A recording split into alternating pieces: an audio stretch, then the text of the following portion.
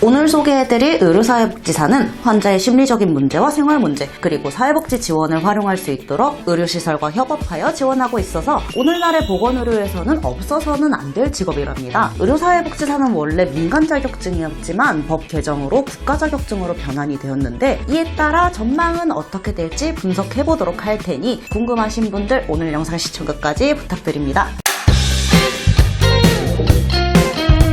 의료사회복지사를 쉽게 설명하자면 병원에서 근무하는 사회복지사입니다. 당연한 얘기라고요?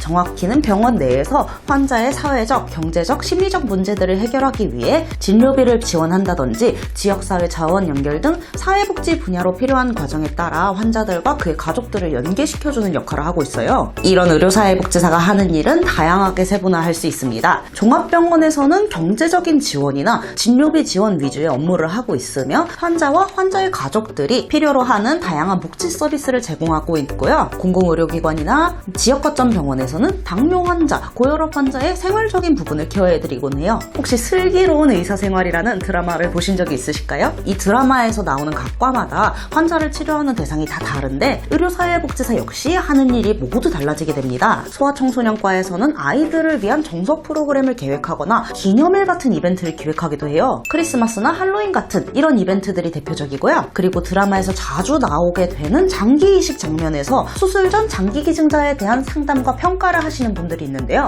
혹시나 있을지 모르는 불법 장기 매매 방지를 위해서 장기 이식 수술 전에는 반드시 사회복지사와 상담을 해야 됩니다. 이런 역할을 해주시는 분들이 바로 의료사회복지사 분들이란 거예요. 그 밖에도 드라마에서 사회사업팀에 연락하는 장면이 나오는데 이분들 역시 환자가 치료받을 수 있게 금전적으로 지원할 수 있는 복지 분야가 있을지 이런 자원들을 연계해드리는 역할을 하고 있습니다. 드라마에서 직접적인 직업명은 안 나왔지만 현대 의료 증진에 중요한 역할을 해주시는 보건의료 영역의 전문 사회복지사 분들을 의료사회복지사라고 부릅니다. 일반적으로 사회복지사 자체도 전망이 좋다고는 하지만 의료사회복지사는 병원이라는 전문적인 특성이 있다 보니 일반 사회복지사보다 좀 더 전문적인 직업으로 나라에서도 인정을 받고 있어요. 현재 종합병원에서는 사회복지사업법에 따라 환자들의 재활과 사회복귀를 위한 상담 및 지도 업무를 담당하는 요원을 의무적으로 한 명 이상 배치한다 라는 규정이 있기 때문에 병원이 사라지지 않는다면 의료사회복지사 역시 전망은 보장되어 있다고 보실 수 있습니다. 앞서 말씀드린 대로 의료사회복지사의 업무와 영역은 굉장히 넓지만 병원에서는 의료법에 따라서 많은 수의 의료사회복지사를 배치하고 있지는 않습니다. 병원 의료법에 따라서 한 명 이상만 배치하면 되거든요. 의료사회복지사로 취업을 하게 된다면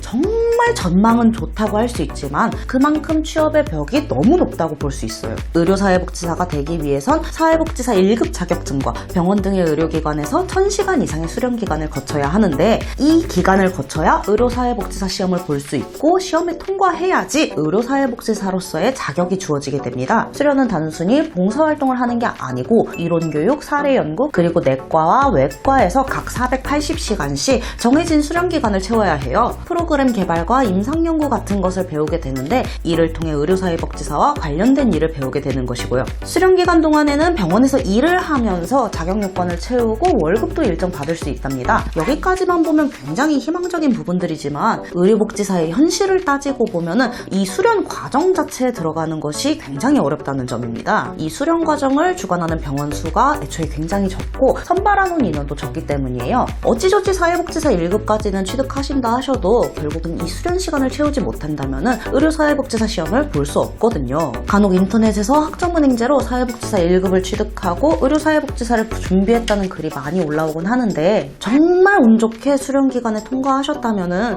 가능은 하시겠지만 대부분의 병원들은 사회복지학과 전공자들을 선호하기 때문에 요즘 많이 진행하시는 학점은행제로 사회복지사 자격증을 취득한 사람이나 또는 다른 전공자들은 수련생을 선발하는 과정부터 분리할 수밖에 없다는 거예요. 선발 기준에 있어서 가장 좋은 건 4년제 대학의 사회복지학과인데요. 하지만 학점은행제로 편입을 준비했다거나 아니면 부전공을 사회복지사로 하신 분들, 사회복지사 외에 다른 전공이 섞여 있으면 병원에서도 좀 불리하게 볼 수 있으니 관련 학과를 나오지 않으셨다면 대학원을 사회복지로 지원해보시는 게 가장 좋다고 합니다. 그리고 사회복지사 2급이던 1급을 취득하실 때 실습은 필수인데요. 이때 실습을 병원에서 하시거나 아니면 평소에 봉사활동을 병원 같은 의료기관에서 하시는 것들이 경험으로 쌓으시기에 유리하다고 합니다. 의료사회복지사 자격증이 민간 자격증에서 국가 자격증으로 바뀔 도입된 지 얼마 안 되었다 보니 수련 선발 기준이 막 명확하게 잡힌 곳은 많이 없긴 해요. 하지만 국가 자격증으로 전환이 될 만큼 절대 그 기준이 낮을 것 같지는 않으며 학부에서 수강하셔야 하는 사회복지사 과목이나 성적,